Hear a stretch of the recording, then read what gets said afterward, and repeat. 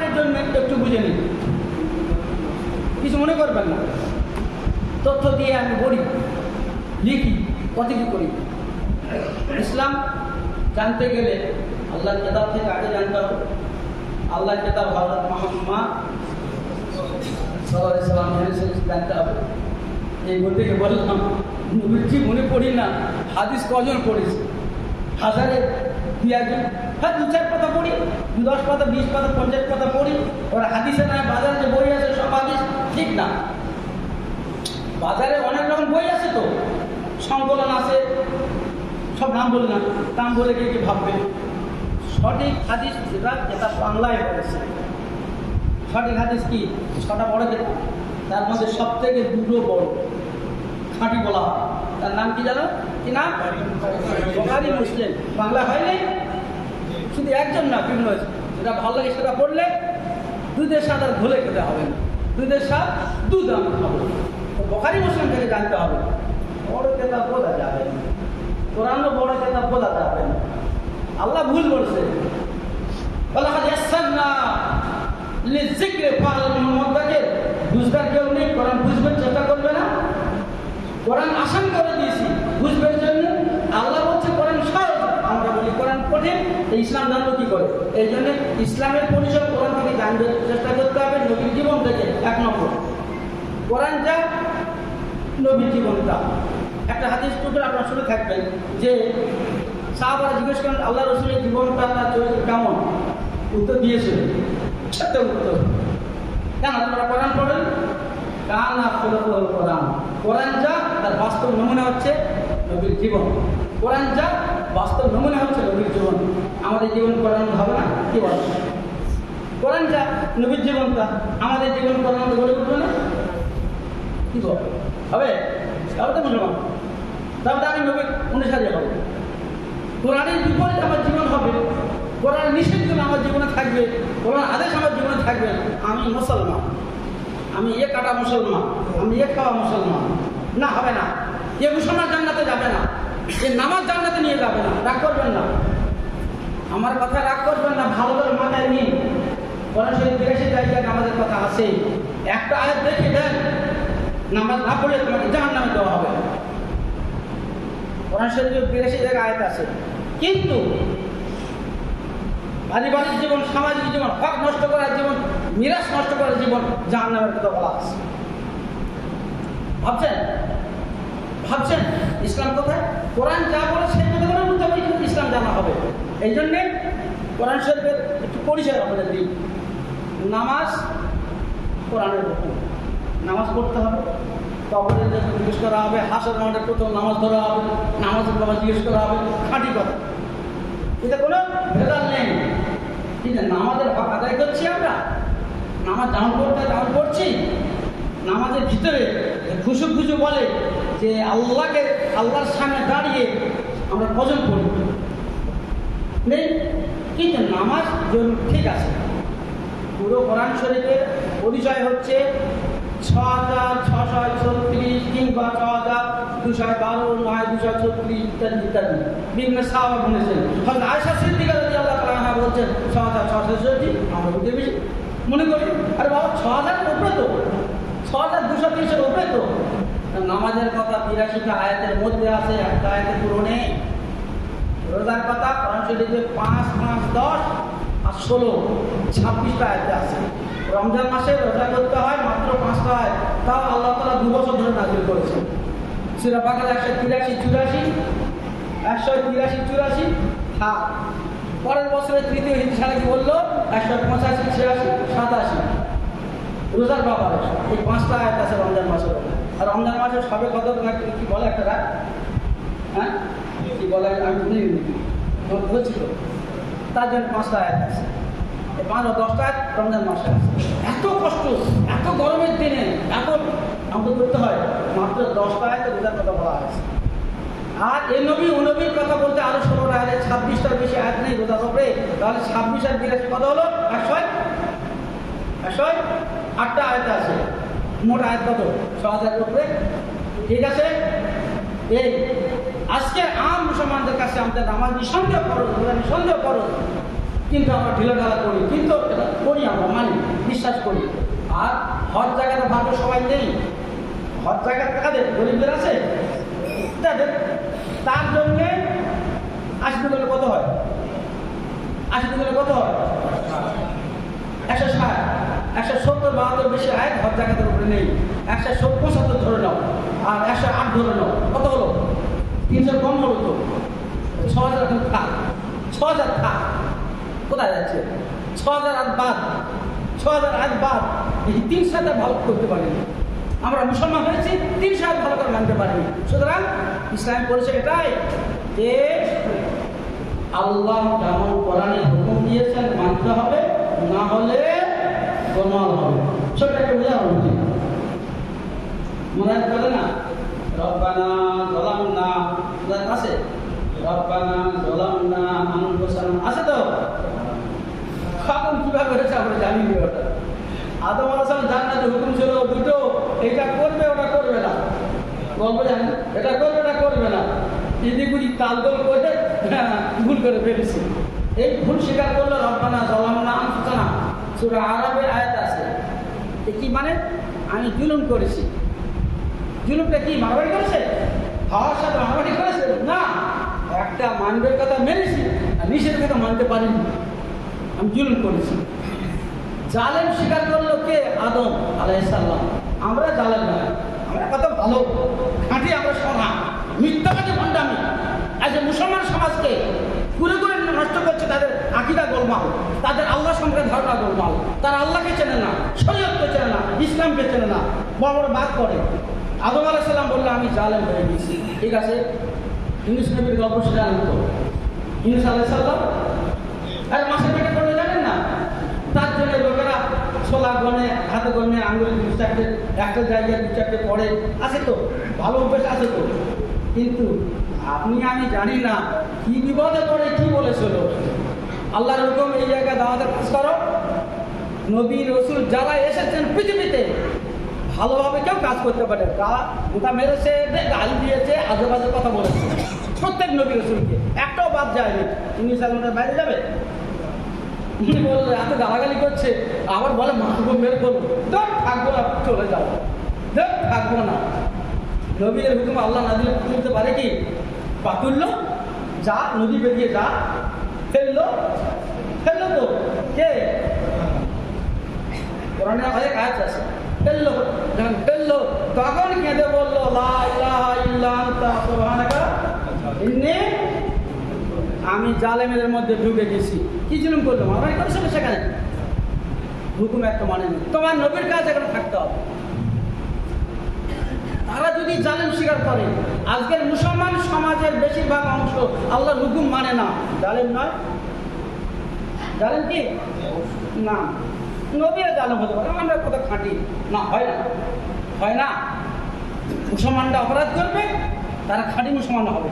মুসলমানরা বান্দার হক নষ্ট করবে, মুসলমান চোর চুরি করবে, ইমাম হয়ে, আলেম হয়ে, ভালো ভালো দায়িত্বশীল হয়ে ঘুষ খাবে, কিংবা অনেকভাবে বান্দার হক নষ্ট করবে, জান্নাতে যাবে না। ইসলাম এটা বলে না। প্রিয় ভাইয়েরা, তাহলে আমরা দেখলাম যে আল্লাহর কোরআন যেভাবে বলেছে আমার আদেশ যেমন মানতে হবে, নিষেধ মানতে হবে। আবার শুনুন, কোরআন শরীফের মূল কথা দুটো, কি? আমর বিল মারুফ নাহি আনিল মুনকার। ভালো কাজ করতে হবে, করাতে হবে, করতে হবে, করাতে হবে। কি কি ভালো কাজ? কি কি ভালো কাজ? নাহি আনিল মুনকার, খারাপ কাজ করবে না, করতে দেবে না, করবে না, করতে দেবে না। এর বর্ণনা পুরো কোরআন শরীফে 6000-এর উপরে আয়াতে, 1000 আয়াতে আমর বিল মারুফ, আর 1000 আয়াত আছে নাহি আনিল মুনকার। তাহলে 1000 আয়াত শুধু তো নামাজ, তারপরে নামাজের কথা আছে, নামাজের কথা আছে। 1000 আয়াতে শুধু নামাজের কথা আছে। নামাজ তো 82 জায়গা, রোজা কাদাই কল্প জায়গা, আমাদের ঘর সংসার, আমাদের খাওয়া দাওয়া, আমাদের চাষবাস করা, আমাদের মজলিসে যাওয়া, আমাদের আয় উপার্জন করা, আমাদের বিয়ে শাদী করা, আমার বোর সাথে কি করবো, তার সম্পর্ক কেমন থাকবে, আমার ব্যবসা বাণিজ্য কেমন করবো, তার কথা কোরআন শরীফ ছড়িয়ে আসে। 1000 আয়াত, 1000 আয়াত। এইটিকে বোঝাবার জন্য আরো 2000 করে 4000 আয়াত। কখনো গল্প বলে কখনো ঘটনা বলে, কখনো উদাহরণ দিয়ে, কখনো ভয় দেখিয়ে, আখেরাতের ভয় দেখিয়ে। এই দুটো কথাকে বোঝানো হয়েছে। আজকে সমাজ জীবনে ইসলামের পরিচয় সব নেই, কোরআন নেই সমাজে, সুতরাং আমাদেরকে যেতে হবে। আপনারা অল্প সময়ে আগিয়ে যান। কোরআন শরীফে একটা আয়াত আছে, সূরা মাইদা 3 নম্বর আয়াতের শেষে আছে। কখন রাসূলুল্লাহ সাল্লাল্লাহু আলাইহি ওয়াসাল্লাম 63 বছর বেঁচে ছিলেন, তো তার মধ্যে তো উনি 40 বছর পরে নবী হলেন, 40 বছরের পরে 13 বছর মক্কায় ছিলেন, আর শেষকালে 10 বছর মদিনায় ছিলেন। এই তো সোজা কথা। হ্যাঁ, মক্কায় 13 বছরে কি করেছিলেন? দিনের দাওয়াত দিয়েছিলেন।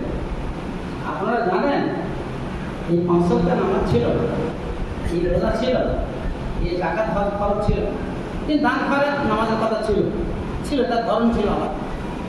কারণ মদিনায় গেলেন শুধু নামাজ রোজা দেখাতে কথা নয়, সমাজ জীবন, পরিবার জীবন, ব্যক্তি জীবন, রাষ্ট্র জীবন, অর্থনৈতিক জীবন একা করে সব দিয়েছে। দেওয়ার পর 29টা যুদ্ধ হয়েছে, সব হয়েছে। এবার তো আল্লাহ তো জানেন, ঘুরিয়ে নেবো তোমাকে, তুলে নেবো কদিন, হবে না? নবীর জীবনে হজের মক্কা তার জন্ম, তখন তো হজ খরচ নয়, সবাই যখন আমি তাই করি। হ্যাঁ, যখন হজ খরচ হলো জীবনে একবার হজ করেছে। খরচ হওয়ার পর ওই বিদায়ী হজের খরচে যে বক্তৃতা করেছে, আমরা বক্তৃতা আলাদা, খতবা আলাদা আমরা মনে করতে দেখি। মসজিদের খতবা আলাদা, বক্তৃতা আলাদা মনে করে না? ওই খতবাই বক্তৃতা, সারা পৃথিবী তা নিয়ে ভাবছে, কত সুন্দর কথা। ওই সময় একটা আয়াত নাযিল করলো, ওই সময় একটা আয়াত, এই সূরা মাইদা 3 নম্বর আয়াত, আল-ইয়াওমা আকমালতু লাকুম দীনাকুম ওয়া আতমামতু আলাইকুম নি'মাতি ওয়া রাদিতু লাকুমুল ইসলাম দীনা। আজকের দিনে ইসলামকে পরিপূর্ণ করে দিলাম, আমার অনুগ্রহ তোমাকে পূর্ণ করে দিলাম, আমার দান দিলাম, আর আমি খুশি। রাজিতু বিল্লাহি বা বলি না, রাজিতু লাকুমুল ইসলাম, ইসলামকে দিন হিসেবে দিয়ে। ইসলাম আমাদের দিন। ভাইরা, দিনের কথা দুটো শুনে যাবেন, আপনারা বসুন সবাই। দিন আমি বুঝি না নিজে, দিন কি? মালিক ইয়াউমিদ্দিন, আরাইতাল্লাযী ইউকাযযিবুদ্দিন, হ্যাঁ, ওয়া মা আদরাকা মা ইয়াউমুদ্দিন। কোরআন শরীফে দিন মানে পরকালে জবাব দিতে হবে, ভাবনা বলতে দিন। দিন মানে কি জানেন? আরো অনেক আছে। আরেক কথা বলি, ফেরাউন আর মুসা আলাইহিস সালাম খালি লড়াই করতো, তাই না? ফেরাউন তো ভালো লোক ছিল, তো ছিল না? ছিল, শয়তান ছিল। তো সব লোকেরা নবীর বিরুদ্ধে লাগে, ফেরাউন লোকের বিরুদ্ধে লেগেছে। শেষকালে বুদ্ধি করছে, এ দেশে ওকে না মেরে দিলে আর শান্তি হবে না। সূরা মুমিনের 26 নম্বর আয়াতের বর্ণনা আছে। ফেরাউন বলছে, ইন্নী আখাফু আন ইউবাদদিলা দীনাকুম, আমার ভয় হচ্ছে মুসা আমাদের দিন বদলে দেবে। কোরআনে আছে সূরা মুমিন 26 নম্বর আয়াতে, ইন্নী আখাফু, আমার ভয় হচ্ছে, আন ইউবাদদিলা, বদলে দেবে কে? মুসা। কি বদলে দেবে? আমাদের দিন। ফেরাউনের দিন কি?